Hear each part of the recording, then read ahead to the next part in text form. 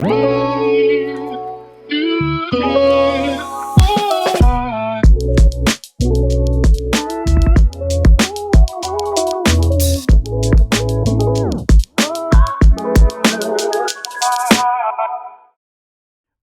to Real Menopause Talk. My guest today is Sophie Fletcher. Sophie is a clinical hypnotherapist who has written 3 books, the most recent of which is Mindful Menopause. She offers accessible tools to understand what is happening to your mind and body from peri to post-menopause, and to ease specific symptoms such as anxiety, insomnia, and hot flushes. We met up so I could discover more. Hello, Sophie. Lovely to meet you. Hello. Nice to be here. Thank you. So starting off for our listeners, tell us a little bit about your background. I started my life working as a policy advisor, had a rather sudden turn into a completely different career as a hypnotherapist about 15 years ago. And since then, I've grown my practice, I've grown my work, and I've written 3 books for Penguin now as well. So fulfilled a childhood ambition to be a writer. And that all happened in my 40s. So I think that's really lovely that it happened that way. What prompted you to such a dramatic change? I think when I had my children, I used hypnobirthing, and I've always been interested in mind and body connection, and I've always been a really positive person. And hypnotherapy just felt to me a very optimistic, a very positive, very progressive therapy. And when I used it for hypnobirthing, it just was like a light switching on for me. I just got it and it just made sense. And then I thought, oh gosh, I've always been interested in therapy and psychology and symbolism and metaphor and language. And it just felt like everything up to that point suddenly of my life just fell into place. And that was what I wanted and needed to do. I love the fact that that's happened when you're in your 40s as well. It's such a good time to make a change. But it started in my 30s when I had the children, so early 30s, but sort of the transitional work around changes in women's lives really started to come together in my late 30s, and especially the menopause stuff. It was late 30s to early 40s when it started falling into place. So whereabouts are you on your menopause journey? That's an interesting question because, I don't think anybody really knows. If someone said to me, when did your perimenopause start? I really couldn't tell you. I really don't know. I think it's like everyone, it feels like shifting sands a little bit. Yeah. You might be a bit sharper with the kids. You might not cope so well with something that you've coped really well in the past. Mm-hmm. Like me, my hair fell out really badly in my early 40s, and I didn't think it was anything to do with my hormones. It didn't even cross my mind. I was looking for other things, and I was more alert to it because I realized that a lot of women that were coming to see me for insomnia, weight gain, sudden onset anxiety were all around the same age. And so that's when I say in my late 30s, early 40s, the pieces started to fall into place. I noticed that pattern in my clients, and then I noticed what was happening in myself as well. And I was like, they're all experiencing menopausal symptoms. So it completely changed the way that I work as a therapist with those women, because I suppose similar to you, I had to learn more about the physiology because I'm not a doctor or anything like that. And I had to learn more about the physiology to understand how to work therapeutically more. Mm-hmm. So your question, where am I on my journey? Who knows? Who knows? Did you suffer in any way? I don't like to use the word suffer. It's all about experience. So I suppose, what experiences have I had that have made me take action, really, is how I would like to phrase it. I think my hair was the biggest challenge in terms of my identity and who I was. It was very, very hard. I mean, if I show people photos of me when I turned 40 and my hair it was like Kate Middleton-y. It was really long and wavy and really thick. And then it just started to fall out. And so it's gone through stages where it's been really thin and I've had to wear wigs. And I've had to look at supplementation and things like that, but also how I feel and how I approach it. So that was really hard psychologically. And I think overwhelm, I've had to work on overwhelm. That's happened more than I think it normally would. But I think by and large, I would say I've been quite lucky. And I don't know whether that's my attitude, because I do believe that attitude really matters, and also genetics, my mum's experience. My experience is very similar to my mother's. And I think the only thing is very heavy periods, really, really difficult and heavy periods. And I know she took a bit of progesterone in her late 40s for that. But then she just opened the bathroom cabinet one day and saw her Tampax and said, "Oh, I haven't used those for a long time." and so I'm kind of hoping that it will carry on like this and I'll be a bit like my mother. As far as mindset is concerned, I'm a big believer as well that the way you frame something in your mind has a phenomenal impact on whatever it is that you're doing. Perception has been proven to reduce pain physically as well. So I love the fact that you recognise the psychological symptoms of the menopause or psychological experiences as much as the physical. How have you seen this manifest in other women? Well, I mean, you hit the nail on the head when you said expectation. There is so much evidence now to show that expectation shapes experience. And it's so true with the birth work that I did. And it's also true of menopause. And I think we're going to have a whole generation of women coming up, because hypnobirthing is hugely popular now. And I think we're going to have a big generation of women that are coming up using techniques like hypnobirthing and recognizing how their expectation of menopause plays a role on their experience, because it's the same technique. And our cultural expectation is really negative. Yeah. So expectation really plays a role in experience. And I found that the cultural messages we get really shape our experience. If we talk a lot about hot flushes, some say, "Oh, well, I'm feeling a bit warm today. Oh, have I got a hot flush?" And then they might start to feel their focus goes to it. They might start to feel more anxious about that. And then when that anxiety increases, that can exacerbate the hot flush. And so, what I try to do is work with people to help them understand how expectation and belief can shape your thoughts and your feelings, your actions, your behavior, and how that shapes, again, your experience. So we get stuck in these cycles. And so I'm not on any forums. I don't run a group or anything like that. I hate the sort of humor that is self-depreciating around menopause, and I will unfollow on accounts where I see that. For me, it's all about supporting each other, being positive. And I think there's a fine balance between knowing what the symptoms are and educating yourself around them and having knowledge about them, and expectations. I think we have to be very careful about that and kind of know them, but not focus and dwell on those things. I have found that stress and anxiety and the overwhelm that you mentioned is often an unexpected, but seems to be quite a common experience of menopause. So what would you say to somebody to help address this? There are two approaches. So the first one is a daily practice. So you're a yoga teacher, you really understand that mind-body connection. I have a small practice every day I do at home, but I have a wonderful yoga teacher. And when I do a group class, honestly, when I come out of that class, the difference in how I feel is phenomenal. It's all very well doing a meditation, doing some breathing and everything, but I really believe in a physical practice as well.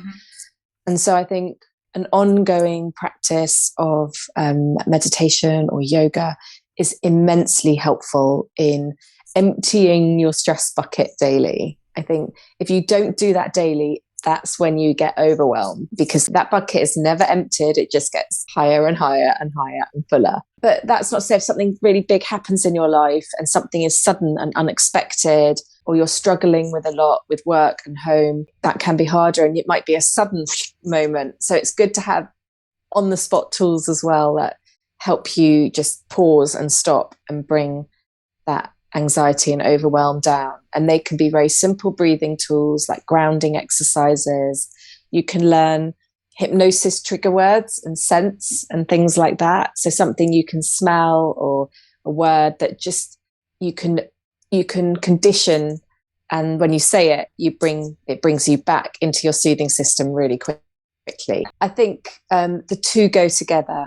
You've got to have the regular daily practice, even if it's just 5 minutes, and then you've got to have your on the spot practice. And those two together, I think, are the holy grail when it comes to managing overwhelm. I'm familiar with mind-muscle connection and the mind-body connection, but you talk about mind-hormone connection. How does that work? Well, it's really how you think and how you feel are connected to your endocrine system. So if we feel anxious or stressed, it triggers our fight or flight, our stress system, our threat system, which then triggers adrenaline, noradrenaline, cortisol. So all the catecholamines, those stress hormones. If you're using techniques that relax and calm you, or if you feel relaxed about something, you're supporting your soothing system. So those are hormones like oxytocin, feel-good hormones, endorphins. And so those are the things that just make you feel more relaxed. And so if you're working on tools and your thoughts and feelings to support those systems, it makes sense that your hormones are supported as well. And you can help bring those into balance. And yes, yoga, activating the fight or flight purposefully, and then activating the rest and digest purposefully as well.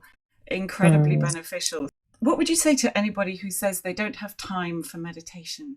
This comes up a lot with new parents. So I do a lot of work with new parents as well. And they say the same thing. And obviously they don't have much time for meditation. But there's a difference between a sitting meditation and a mindfulness practice. I think the two are quite separate. Ideally, you want to be doing them both together. But certainly, if I'm under pressure and I find I haven't got time, I really focus on just very basic mindfulness tools. When I'm filling the car up with fuel, I'll say things like, I can feel the weight of the nozzle in my hand. I can feel the breeze on my face. I can hear a train going past. So I really use very simple spotlight techniques when I'm queuing or waiting for something. So I use the time that I have, the time that I'm in, instead of making time for it. But it's all about priorities as well. It's about defining what your priorities are. Mm-hmm. And if you've got a block, if meditation comes low down on your list, you've got to ask yourself why that is. If you know evidentially that that's going to make you feel better, why is that lower on your list? And that's sometimes where hypnosis can come in. It can look at those what that self-sabotage is, what those blocks are, and help you remove those blocks unconsciously and create different priorities that align with this time in your life. Incredibly valuable for actually everybody, from teenagers who are struggling with time management. You're nodding, all the way through to, well, I mean, literally anybody. Tell us a little bit about your menopause book. The menopause book came about really because I've been teaching and training others to teach hypnobirthing for a long time. And when I started seeing those clients coming through my door, and that penny started to drop, I started using what I would call the framework that I use for hypnosis and birth on menopause and the women that were coming through my door. And it just worked beautifully. And it was a more holistic approach as well. So rather than treating insomnia, you'd look at what was around that. And normally you would do that as a hypnotherapist anyway, but it just understanding the physiology and the more spiritual side of menopause as well really helped me to bring those together. I think it's a fairly new concept because hypnobirthing, you're in a hypnobirthing bubble and everyone's like, yeah, I get that, I get hypnobirthing. But people haven't quite thought about how you can apply those types of tools to menopause. But it's exactly the same, but slightly different. So it's tweaking hypnobirthing and looking at our language and our expectation and what we can do to support that time in our lives through our thoughts and feelings and our behavior. So the book came about really from taking tools from one transitional stage to another. And it's just really trying to get people to understand that hypnosis isn't all kind of woo and going into deep trance and somebody else controlling you, that actually these are really, really empowering tools and really simple to use and quick as well, really quick. They make change quickly.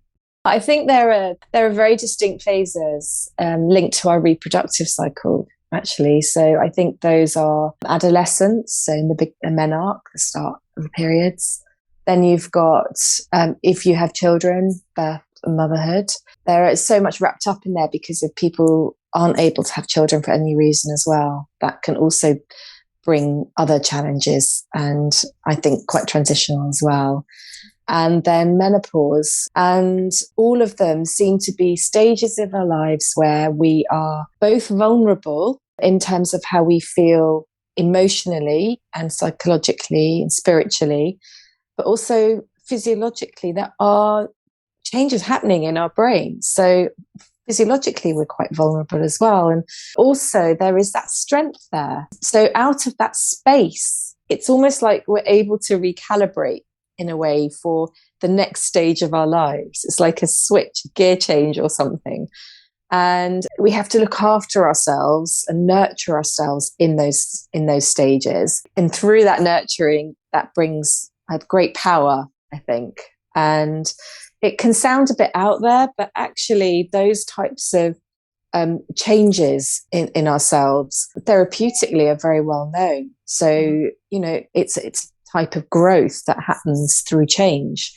And that's what always has really interested me. I mean, I wrote my master's thesis on alchemical symbolism, and it was all about how the metaphor and symbolism of alchemy is about transformation. And so that theme, I've always been interested in that theme of change. And definitely those 3 stages are immensely powerful. And having the tools to grow in those stages really sets you up well for the next stage. Can I ask how the rest of your family feel about female biology and menopause, perimenopause? Are they aware of it? Do they support the changes that we go through? I have 2 sons and a husband, so I'm in a house full of men, and they are pretty good. My husband sometimes says, "Oh, why don't you just?" Whenever I'm feeling like, I would call it feeling fizzy. Whenever I'm feeling fizzy, he says, "Oh, you should go to the GP and talk about HRT." And I'm like, that's not the right approach for me yet. Mm-hmm. It may be at some point. It may never be. I'm not. It's about choice. And so, but he's very quick to try and fix it in the way that he thinks is right. And I think this pattern comes up a lot in relationships, where if your partner sees you uncomfortable or a bit discombobulated, they'll try and fix it because it makes them feel uncomfortable. And I think it's important to stay true to your values and think about what's right for you and not influenced by those around you. At the same time, they're also really supportive. Mm-hmm. And my children are, if I'm really snappy or I've had a go at them and I know it's hormonal, I will say to them, "I'm really, really sorry. I'm having my periods. I'm feeling out of sorts." And we've always been very open like that as a household. So we're very comfortable talking about those things, which is helpful, really helpful. But I wouldn't say that they say things like, "Oh, Mum, yeah, I know you're feeling out of sorts today. I'll unload the dishwasher. I'll take the bin out."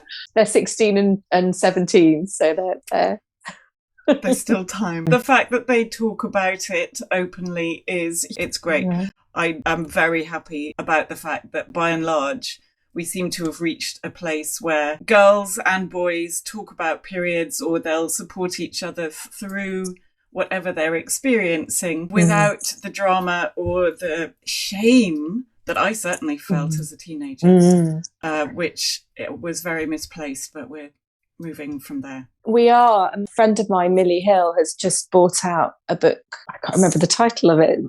That's Menopause Break. But if she's just brought out a book for young girls starting their periods, and it's brilliant. It's a really positive, really informative book. And if anyone has children, has girls of that age, I would really recommend it, and really getting started on a positive reproductive journey at that age just could be life-changing for people, because that just is a ripple. And I feel like we're catching up a bit at the moment, but the girls coming up now are much better educated. What is one tip that you would give to somebody who came to you and found that they were really genuinely struggling with their symptoms? Well, if they're coming to me, they're looking for something psychological usually, or I'm the last resort. The amount of people that have sat across from me and said, I've been to the GP, I've tried reflexology, I've been to a shaman, and you're the last resort. So at that point, my focus is on the psychology, and I make that very, very clear. We're going to be working on thoughts and feelings, and this is how things can impact. But if someone's really, really struggling, I really would suggest they go and see their GP as well to talk about those options. And I think people think, well, if I'm on HRT, I have to be on HRT forever. And it's not that. Sometimes, very often, not just with menopause, but with other work I do, some people are on medication when they come to see me, and they actually want to come off it, or they want to work alongside it. And for me, it's trying to bring those all together and creating the best possible quality of life, and looking at what their goals are, what their outcomes are as well. People are surprisingly well educated by the time they get to see me. I don't have the people who don't know anything usually. So it's really working with them and what they already know and where they want to go. It's for me to kind of bring out of them what's important to them as well. Is there anything else that you would like to add? Hypnosis has so many negative connotations surrounding it, but we know so much more about it now. And we know about the brain changes that happen. We know that it's a very safe therapy, and it's been recommended more and more by the NHS in different areas as we can evidence it. And just would like people to have a go and explore it a bit more, and to know that it's a therapy where they're always in control. And if people are a little bit nervous or a little bit skeptical about it, read the book and understand what it actually is in your own environment at home where you feel safe, or listen to the MP3s from the book. They're free to download. And so that's how I started with hypnobirthing. I read a book and I listened to some MP3s, and it just made me feel so good that I felt that this should be available to everyone. And so if there's one thing I'd like to say to people is just have a go at it. Just explore it. It might not be for you, but it might do for you what it's done for me. Thank you, Sophie. Enjoy the rest Take care. of your day. All right then. Thank you. Bye.